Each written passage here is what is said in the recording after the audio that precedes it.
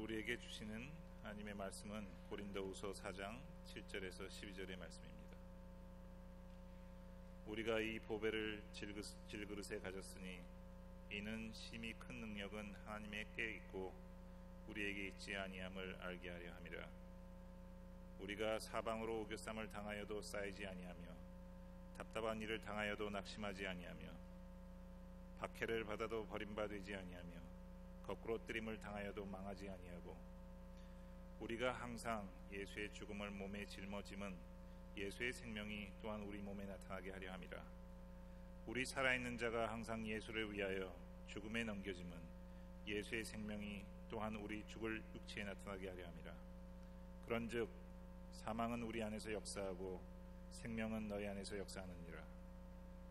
이 말씀은 살아계신 하나님의 말씀입니다. 아멘. 오늘 말씀은 근원적인 신뢰다라고 하는 제목으로 말씀을 나누도록 하겠습니다. 요즘에 한국에서 아주 유명한 그 영화가 있습니다. 국가부도의 날이라고 해서 아주 한때 센세이션을 일으켰고 1998년도에 있었던 그 IMF에 대해서 사람들이 다시 한번 이제야 20년이 지난 후에야 소화를 하고 무슨 일이 있었구나 하게 되는 좋은 국가적인 그런 어떤 반성의 시간을 갖게 되었습니다. 제가 본 건 아니에요. 그렇지만 그 클립들을 보면서 꼭 보고 싶다 생각을 하고 있습니다.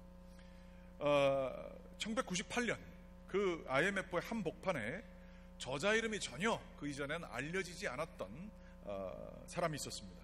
그런데 독자들의 시선을 잡다 못해 아주 주요 서점의 베스트셀러가 되었고 시대를 이끌 수 있는 지혜의 서적이 되었습니다. 그 제목은 익숙한 것과의 결별이라고 하는 책 제목이고 저자는 구본형 씨입니다.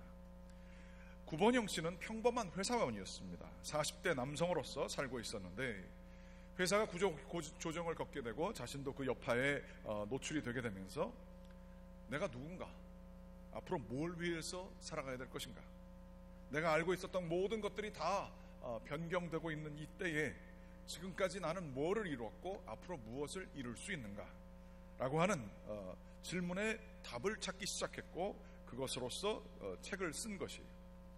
그러면서 깨닫게 된 것은 개인에 있어서도 그렇고 조직의 그 관계에서, 조직의 변화에서도 그렇고 이 생각지도 못하게 다가오는 변화 속에서 어떻게 이것을 이건 난 망했구나 이러면서 그냥 당하는 게 아니라 이 위기를 변화의 기회로 삼아서 나아갈 수 있겠느냐 하는 책을 쓴 것이지요. 이 책은 많은 사람들에게 IMF 구제 금융사태와 맞물려서 큰 반향을 일으키게 되었습니다. 거기 나와 있는 구절 중에 변화에 대한 묵상 중에 마키아벨리의 군주론에 쓰여져 있는 다음과 같은 이야기가 있는데 이게 저도 참 많은 생각을 하게 됐어요. 새로운 질서를 만들어내는 것만큼 어렵고 힘든 일이 없다.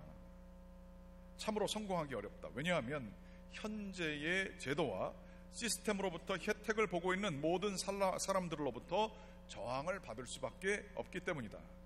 그러나 한편 개혁을 도와줄 사람들은 새로운 질서가 가져다줄 혜택에 대한 모호한 그림밖에는 없다.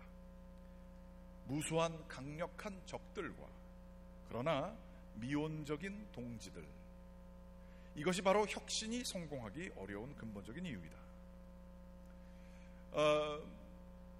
이분은 IMF 이 구본영 씨는 IMF 그 힘들고 어려운 상황 속에서 이 변화가 정신없이 물결처럼 밀려올 때에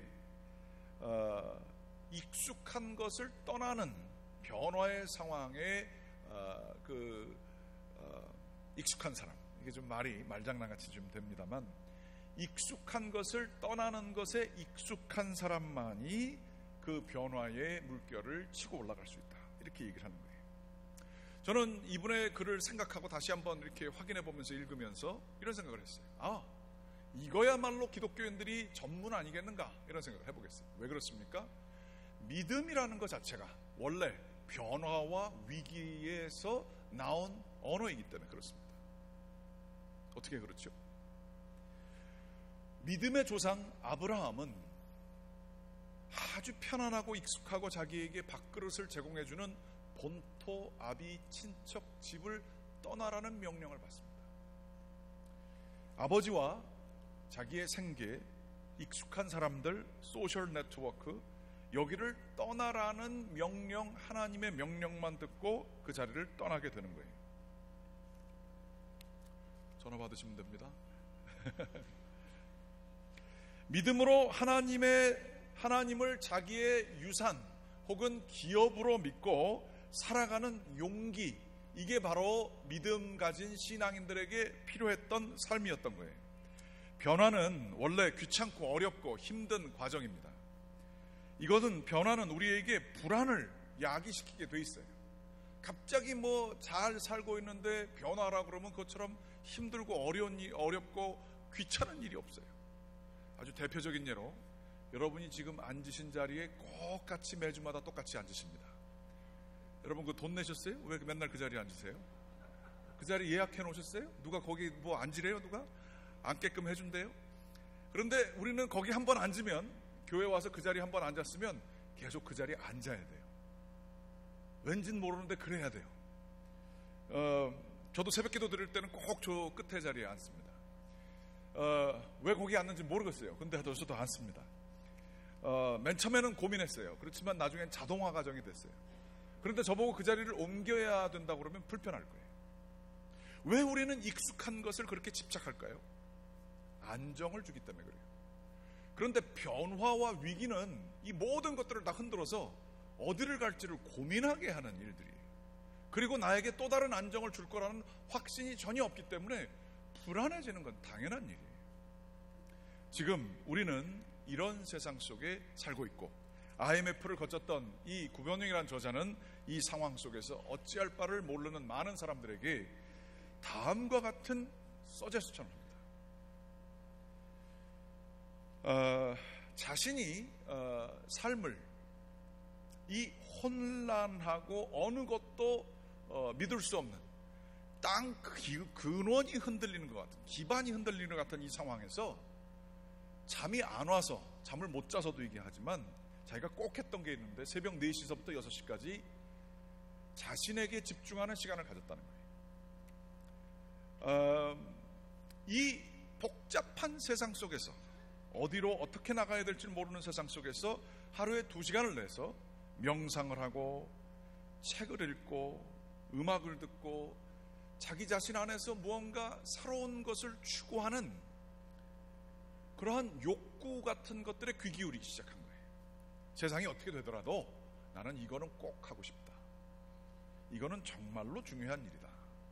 나는 이거를 잘한다. 그리고 이것을 누구보다도 잘할 자신이 있다. 그리고 이것은 나는 어떤 상황이라도 하고 싶다라고 하는, 이분은 욕구라는 표현을 썼는데 저는 사명이라고 일컬고 싶습니다. 그것을 깨닫고 더 첨예하게 만들고 계획을 세우고 자기의 주어진 복잡하고 어려운 소음에서 아주 정련된 자기의 방향을 찾아가는 게 제일 중요하다, 이렇게 얘기를 해요. 조직도 마찬가지라는 겁니다. 혼돈스럽고 어려울 때 가장 중요한 조직의 생명적인 가치가 무언가, 그리고 조직이 제일 잘할 수 있는 게 무언가를 첨예하게 만드는 게 매우 중요하다는 거예요. 그냥 남들 하기 때문에 하고 정신없이 사는 삶 속에는 자기 삶의 의미를 발견할 수 없다라고 하는 거예요. 그냥 남들 사는 대로 사는 것은 그저 몸 가는 대로 살아가는 것이라 하는 거죠.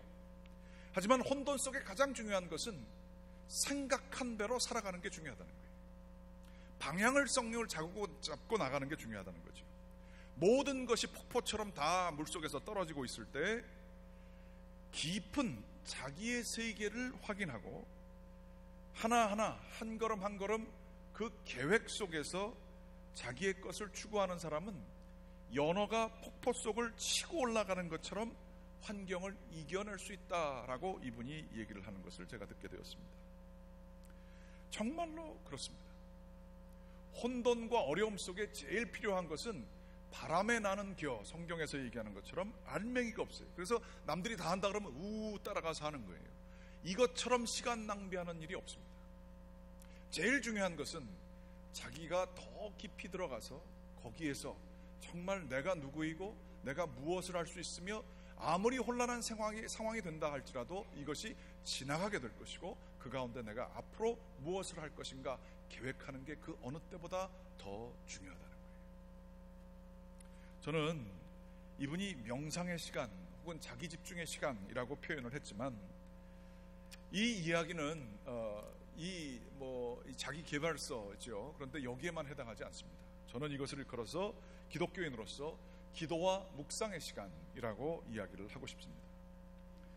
기독교인들도 마찬가지로 혼돈 속에 더 이상 이제 아무런 것도 될 것 같지 않아요. 내 힘이 다 없어요. 건강이 이제 나아질 것 같지도 않아요. 아니면 제가 젊어질 것 같지도 않아요. 기회도 올 것 같지도 않아요. 이 상황 속에서 내가 무엇을 할 건가? 그 어느 때보다도 그냥 포기하고 그냥 흘러가는 대로, 말은 좋죠. 흘러가는 대로 산다, 생각 없이 산다는 얘기예요. 방향성을 가지고 살아간다는 것은 기도한다는 얘기예요. 하나님께서 나로 하여금 지금 이 시대에 어떤 것을 하게 하시는가, 여기에 대한 깊은 묵상과 결연한 의지를 갖는 게 중요하다라는 것이죠. 그러나 세상 사람들, 이게 이제 처세서이고 자기 개발서이지만 그보다 더 우리 신앙인들에게 이 같은 과정이지만 더 도움이 되는 게 있으니 이겁니다. 좀 어려운 얘기입니다만, 기독교 종말론은 시간의 완성이라는 사상을 보여줍니다. 다시 말하자면 이 세상과 우리의 시간은 복잡해요. 알 수 없는 일들이 너무 많이 일어나요. 내가 왜 이 일을 당해야 되는지 이해를 할 수가 없어요. 얽히고 설키고 고통이 너무 많고 혼란스럽고 복잡해요. 자기 인생이 다 실패한 것 같아요.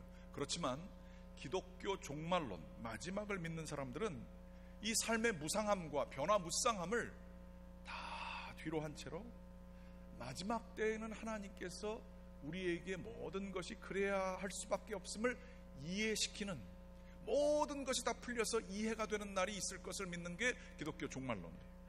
기독교 종말론은 그저 불교식인데, 이것은 이래도 좋고 저래도 좋고 그냥 공증시기색 색즉시공하면서 다 그 사람 마음속에 다 왔다 갔다 하는 거고, 나는 거기서부터 멀어진다라고 하는 무시간성 속에 살게 하는 것이 아닙니다. 기독교 종말론은 사이비 종파들이 그렇듯이 세상의 재산들을 다 팔고 아주 그 섹트 그룹을 운영해가지고 자기네들끼리만 이렇게 세상과 등지고 현세 도피로 살아가는 것을 기독교 종말론이라고 그 사람들이 하도 얘기해가지고 거기에 그 종말론이라는 단어를 뺏겨버렸는데, 그게 아닙니다.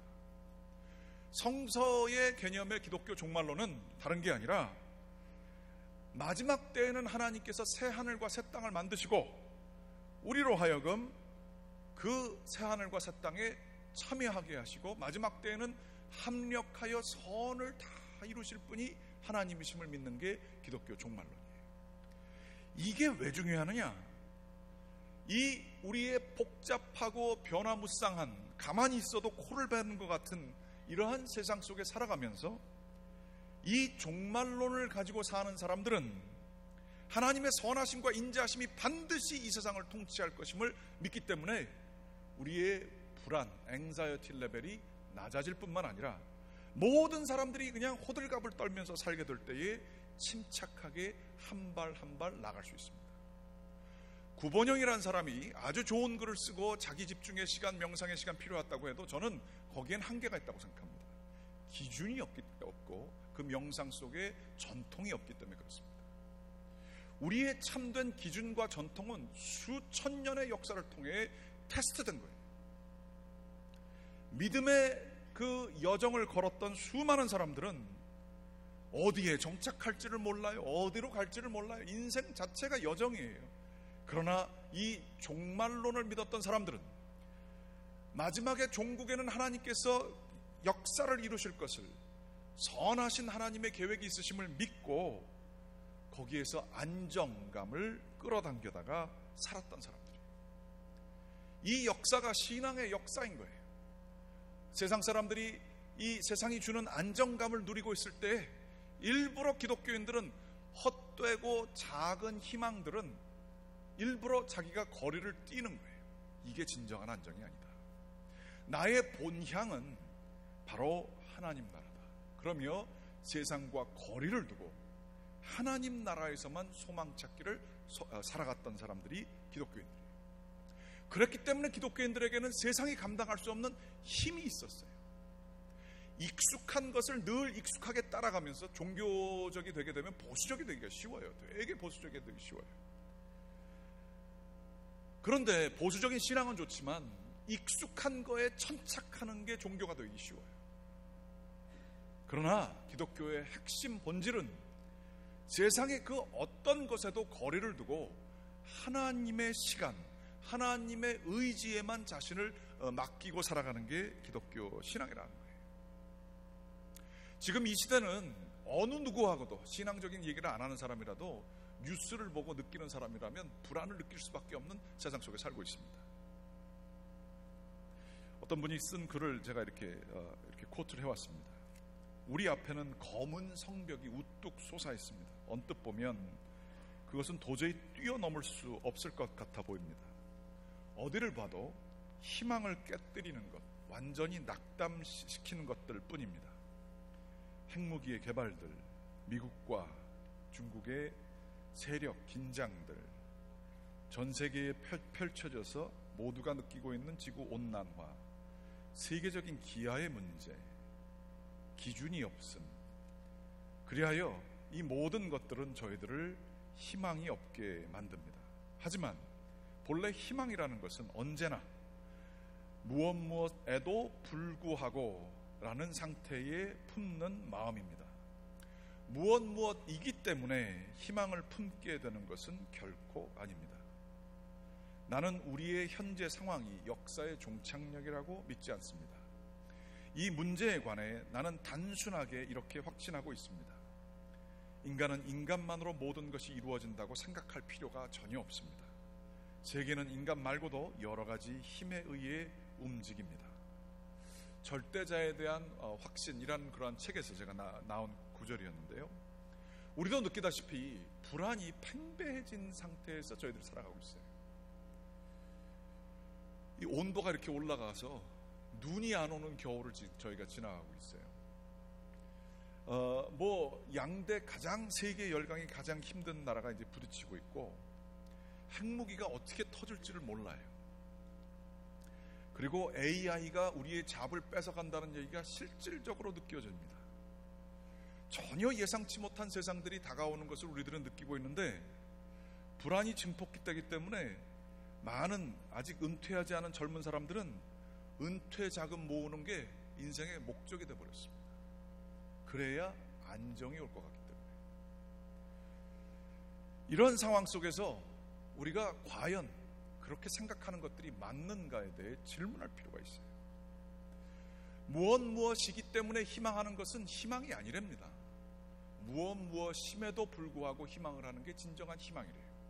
마치 그것을 성경에서 말하듯이 로마서 8장 24절에서부터 25절에는 이런 구절이 쓰여져 있습니다. 같이 한번 읽어볼까요? 시작.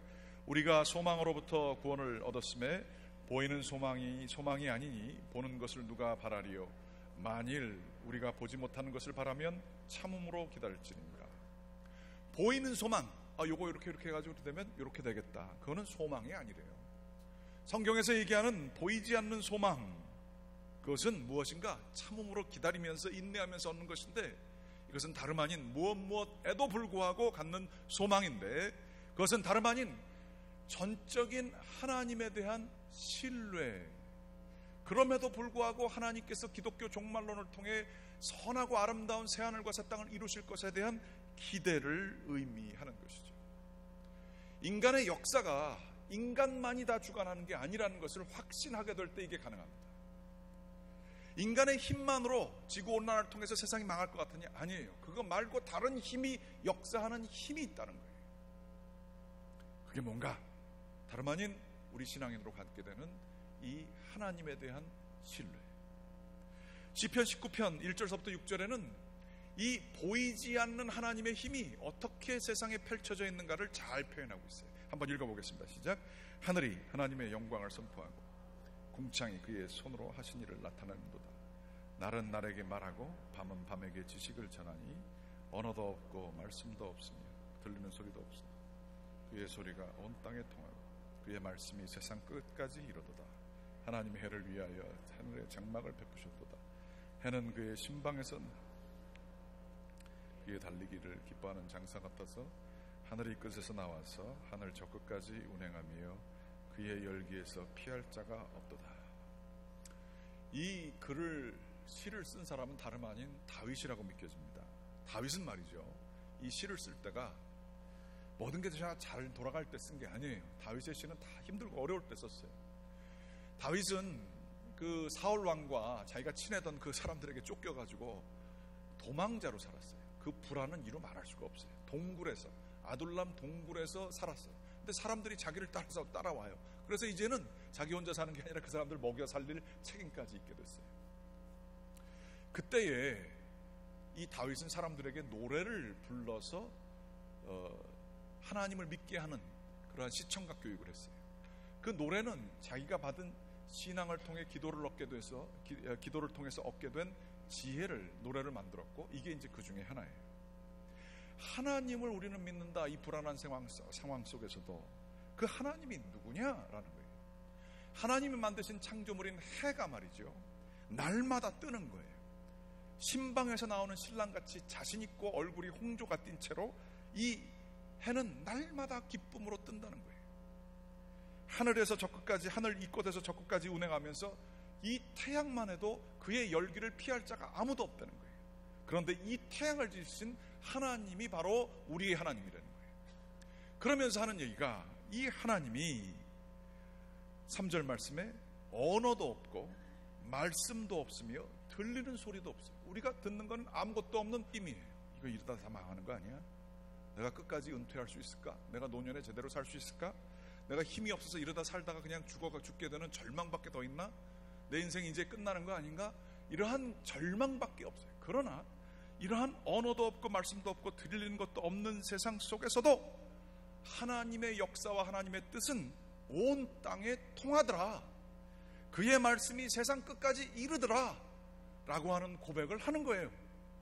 우리가 믿고 있는 하나님이 이 하나님인데 우리가 아둘람 동굴에서 불안해할 필요가 뭐가 있느냐? 하나님이 우리를 지켜주실 것이다. 하나님에 대한 근원적인 신뢰를 가장 불안한 그 어두운 상황 속에서 이 노래를 지어서 사람들에게 부르게 하는 거예요. 저도 그 작곡의 실력이 있으면 이 노래를 좀 지어가지고 부르고 싶어요. 언어도 없고 말씀도 없고 소리도 들리지 않지만 하나님의 은밀한 뜻이 온 땅에 지금 통하기 때문에 그래도 질서가 이루어지고 있고, 겨울이면 좀 따뜻해지겠지만 겨울이 오는 것이고, 아침이면 변함없이 해를 뜨게 하시는 질서, 이 모든 것들을 유지하는 창조 질서의 하나님이 계시다는 거예요. 내가 믿는 하나님은 그 하나님이라는 거예요. 아무리 세상이 우리에게 보기에 혼란해 보이고 어두워 보이고 불안해할지라도 하나님은 그 먹구름 뒤에 밝은 태양으로 계시다는 것을 노래하고 있어요. 마틴 루터킹 주니어 목사님, 이분은 살아가게 될 때에 우리가 정말로 고마워해야 해요. 이분들에게 미국에 살면서 그래도 우리도 열심히 일했긴 하지만 인종차별을 그래도 예전보다 덜 받을 수 있는 까닭은 이 흑인들의 고통 때문에 가능했어요. 그리고 마틴 루터킹 주니어 목사님과 같은 정말로 헌신적인 사명을 받은 사람들의 삶의 희생이 있기 때문에 우리가 이런 것들을 누릴 수가 있어요. 우리 자녀가 학교 가서 불링을 당하거나 뭐 동양 사람이라고 차별을 받아도 그걸 갖다가 얘기할 수 있는 힘을 얻을 수 있는 게 이런 분들이 수고했기 때문에 그래요. 그런데 이런 분들의 힘은 어디서 나왔을까요? 이분이 정의를 위한 용기라는 책에서 이런 글을 쓰셨습니다.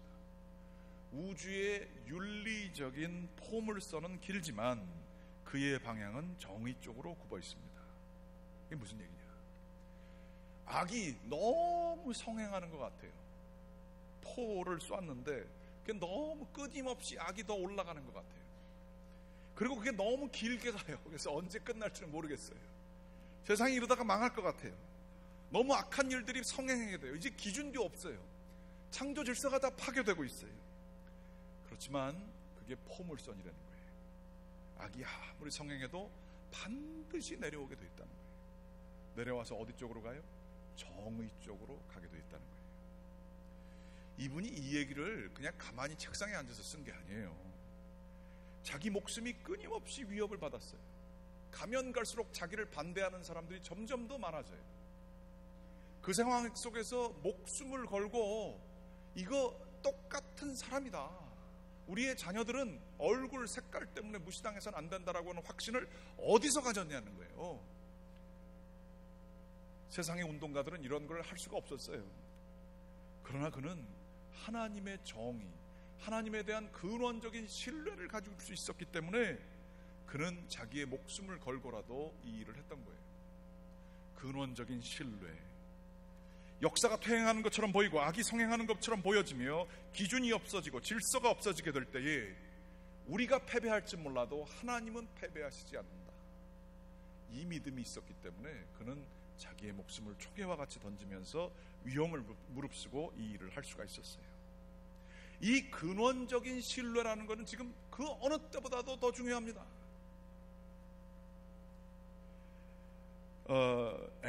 에릭슨이라고 하는 미국 발달 심리학자가 이렇게 얘기를 했대요. 엄마와 아기 사이에 원초적인 관계가 있는데 이 관계가 근원적인 신뢰로 엮어져야 된다는 겁니다. 엄마의 따뜻한 보살핌을 받으면서 아이의 기본적인 욕구가 늘 때에 따라 그리고 정해진 법칙에 따라 충족되게 된 경험을 하게 되면 아이는 자기가 중요한 존재임을 깨닫게 돼요. 자기가 환영받고 있다고 느끼게 되고 거기에 질서가 있으면 그 질서에 맞춰지게 되는 것을 깨닫게 된다는 거예요. 그래서 자신을 믿을 뿐만 아니라 타인도 믿게 되는 신뢰감을 가지고 살 수 있게 된다는 거예요. 그리고 이 세상은 살만한 것임을 아이들이 느끼게 된다는 거예요. 그래서 이 성장할 때 부모가, 특별히 어머님들이 아이에게 집중하는 건 너무 필요한 기간이에요. 그래서 이 기본적인 욕구가 잘 충족된 아이들은 도전 정신이 생긴답니다. 기본적으로 마음에 신뢰가 있기 때문에 조금 더 나아갈 수 있다는 거예요. 뒤를 돌아보면서 어디 멀리 가려고 그러다가 뒤를 돌아보면 웃는 엄마의 얼굴의 모습이 있으면 아이들이 더 멀리 갈 수도 있고요. 나중에 성장하게 돼서도 자기를 지켜주는 건강한 부모가 뒤에 있음을 잊게 되면 이 아이들이 더욱 자기의 능력을 뛰어넘어서 한계를 돌파하면서 더 많은 것을 할 수가 있다는 거예요. 이 근원적인 신뢰, 근본적인 신뢰가 그렇게 중요하다는 거예요. 나중에는 그 어머니와 부모님이 능력의 한계가 있음을 깨닫게 될 때에 신앙을 갖게 되는 게 중요하죠. 신앙을 통해서 하나님께서 우리를 지켜주심을 깨닫게 될 때에 사람들은 더욱더 믿음을 가지고 먼 길을 떠날 수도 있으며 시험을 이겨낼 수도 있고 어려운 도전들을 할 수 있다는 거예요. 그런데 이 근원적인 신뢰가 구성되지 않았을 때 아이들이 소리를 지르고 떼를 쓰고 사랑해달라고 이렇게 얘기를 하죠. 텐트룸이라고 합니다. 그런데 이렇게 고집을 피는 아이들 같은 경우에 그게 세 보이지만 그 아이들은 결코 도전을 하지 못한대요. 맨날 좀 가다가 이루어지지 않아서 드라마를 똑같이 쓰는 거예요. 똑같은 데를 반복하면서 그 자리를 맴도는 거예요. 더 멀리를 가지 못하는 거예요. 자기가 끊임없이 노력해서 자기를 신뢰하면서 자기의 습관을 만들고 자기의 속사람을 다스리며 더 큰 일을 할 수 있는 그러한 도덕적인 그러한 더 숭고한 그러한 품성을 만들 수 있어야 되는데 안정감이 없으니까 늘 같은 거를 반복하는 거예요. 드라마가 똑같아요. 어디 가서도 살아도 자기를 적대하는 사람이 있고 어디를 가서도 사람들한테 실망하고 어디를 가서도 그냥 괴롭고 어렵고 평생을 같은 드라마로 살아요. 자기만 몰라요. 옆에 있는 사람들은 다 알아요. 뭐가 없어서 그렇습니까? 근원적인 신뢰가 없을 때 이렇게 불안의 노예가 돼서 살게 되는 거예요. 우리의 이 불안해서 사는 인간의 본성을 우리 하나님께서는 야, 내가 너 믿어주잖아. 넌 내 말씀만 지켜 주야로 이 말씀을 묵상을 해. 그러면 강하고 담대해질 거야. 두려워하지 말라. 강하고 담대해라. 내가 너와 함께함이라. 하나님께서 늘 우리에게 들려주시고 싶은 말씀이에요. 세상 따라가지 마. 너의 그 불안이라고 하는 목소리에 귀 기울여서 반복하지 마. 그저 말씀만 지켜. 그러면 내가 너를 이끌어줄게. 이거로도 이 사람들이 말씀을 안 듣니까 우리에게 주신 분이 누구냐? 예수 그리스도예요. 로마서 8장 1절부터 2절 말씀입니다. 같이 한번 좀 읽어보겠습니다. 시작. 그러므로 이제 그리스도 예수 안에 있는 자에게는 결코 정죄함이 없나니 그리스도 예수 안에 있는 생명의 성령의 법이 죄와 사망의 법에서 너를 해방하였습니다. 죄와 사망의 법이 뭐예요? 아유, 딱 죽어버렸으면 좋겠어요. 다 믿을 사람 하나도 없어요. 다 나쁜 놈들이에요. 다 죽어버렸으면 좋겠어요. 마음에 드는 게 하나도 없어요. 이게 죄와 사망의 법이 우리를 지배할 때 들어가는 얘기예요. 소망이 없어요. 다 이러다 죽어버리고 다 그냥 끝나버리지. 나도 몰라. I don't care. 소망이 없는 사람들, 마음에 드는 게 없는 사람이에요. 불평만 가득 찬 사람이에요. 이건 우리 가운데 정죄함이 놓여져 있기 때문에 그래요. 그러나 그리스도 예수는 십자가에서 무엇을 하셨는가? 내가 너를 사랑해. 소망은 있어. 끝까지 버텨봐. 강하고 담대해. 하나님께서 너 죽는다고 해서 죽는 게 아니야. 죽음 이후에 세상이 있어. 꿈을 가지고 살아. 하나님 영원한 것을 호흡하면서 살아. 여기에 증거가 있다 주신 게 예수 그리스도의 사랑, 십자가에서의 사랑인 줄 여러분들 믿으시기 바랍니다. 그분을 받게 될 때에 우리는 생명의 성령의 법이 있어요. 죽음 앞에서도 두려워하지 않아요. 인생에서 이룬 것이 없어요. 그래도 허망해 보일지라도 하나님 앞에서 감사할 수 있어요. 내 삶을 하나님께서 여기까지 지켜와 주셨기 때문에. 죽을 병에 걸렸어도 그 병의 노예가 되지 않아요. 더 큰 꿈을 가지고 마지막까지 사람들에게 선한 영향력 미치면서 살 수 있어요. 절망이 되고 좌절이 될 수 있어요. 그렇지만 그 가운데에서 희망을 노래하는 사람이 될 수 있어요. 두려워서 다들 도망가요. 사람들끼리 옹기종기 모여서 욕하고 그냥 사람들 뭐 안 좋은 것만 하면서 뒤로 빠져가지고 지내요. 그렇지만 생명과 성령의 법이 있는 사람은 바른 것을 끝까지 할 수 있는 사람들이에요. 그리스도 예수를 믿는다는 것은 다름 아닌 이 생명의 성령의 법에서 살아가는 것입니다. 이것을 실천한 사람이 있어요. 바울 사도입니다. 바울 사도는 잘 나갔던 사람이에요. 교육도 많이 받았고요. 편안하게 살 수 있었어요. 그러나 예수 그리스도를 믿고서는 가지에게 폭발하는 그 생명의 법으로 살았어요. 그러면서 죽을 뻔한 경우가 몇 번이고 너무 힘들고 불안한 삶을 매일 살았어요. 어디에도 제대로 머리를 둘 수가 없는 삶을 살았어요. 그런데 자기 안에 확실히 있는 것을 그 어느 때보다도 깨달았어요. 소망의 근원이 거기 있음을 알았어요. 생명이 있음을 깨달았어요. 이것을 이분이 이 로마서에서 표현을 오늘 읽은 본문으로 표현하고 있습니다. 같이 한번 좀 읽어보겠어요. 시작. 우리가 이 보배를 질그릇에 가졌으니 이는 심히 큰 능력이 하나님께 있고 우리에게 있지 아니함을 알게 하려 함이라. 우리가 사방으로 우겨쌈을 당하여도 쌓이지 아니하며 답답한 일을 당하여도 낙심하지 아니하며 박해를 받아도 버림받지 아니하며 거꾸로 뜨림을 당하여도 망하지 아니하고 우리가 항상 예수의 죽음을 몸에 짊어짐은 예수의 생명이 또한 우리 몸에 나타나게 하려 함이라. 우리가 살아있는 자가 항상 예수를 위하여 죽음에 넘겨짐은 예수의 생명이 또한 우리 죽을 육체에 나타나게 하려 함이라. 그런즉 사망은 우리 안에서 역사하고 생명은 너희 안에서 역사하느니라. 우리는 질그릇에 불과해요. 우리 가운데 능력이 없어요. 사람 가운데 능력 없어요. 다 연약하죠. 그렇지만 이 안에 생명이 있다는 거예요. 내가 날마다 죽을 것 같아요. 사방으로 우겨쌈을 당하고 넘어지고 답답해요. 아무것도 소망이 없는 것 같아요. 마음에 드는 인간이 하나도 없어요. 거꾸로 뜨리는 걸 당하는 것 같아요. 그런데도 이렇게 죽을 것 같은데도 계속 나가는 것은 우리 안에 예수 생명이 있기 때문이다. 근원적인 하나님에 대한 신뢰가 있어서 하나님이 이거를 나는 망하고 있지만 하나님이 다 하실 걸 내가 믿는다. 그래서 내가 죽을 것 같은 일을 계속한다. 사망을 내가 몸에 짊어지지만 그 생명이 어디서 열매를 맺을 건데 그게 바로 너희의 삶 속에서 열매를 맺을 것이다. 나는 이거 하다가 죽어도 좋아. 너만 살면 돼. 내 안에 있는 예수 생명이 너한테로만 전달되면 돼. 저는 이 말씀을 제가 아주 존경하는 권사님이 계세요. 한 5년 전에 26년 전에 제가 중고등부 전도사로 섬기고 있는데 얘기를 들었습니다. 그 아이의 어머니인데 그 아이의 아버지는 맨하탄에서 장사하시다가 델리하시다가 총에 맞아서 돌아가셨어요. 그런데 마침 그때 그 어머니도 위암 수술을 받으셨어요. 그래서 먹을 수가 없어요. 일도 제대로 할 수가 없어요. 그러니까 이 어머니가 예수님만 믿고 삽니다. 그런데 이 아들 녀석이 굉장히 머리가 똑똑한데 어머니가 또 예수 믿고 살라고 그러고 신앙적으로 살라고 그러니까 싫어가지고 교회는 나오지만 나쁜 짓을 골라서 다 하는 거예요. 제가 거기 중고등부 전도사를 했기 때문에 아주 고생을 했어요.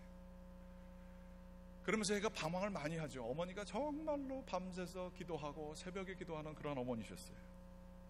그런데 이 아들이 나중에는 제가 지난번에 말씀드린 적 있지만 아프가니스탄 가서 군인으로 갔다가 다른 사람 다 죽고 자기만 살아남아요. 그리고 살아남은 이유가 뭔가 생각해 보니까 자기 어머님의 기도 때문에 살아남은 것 같더라는 거예요.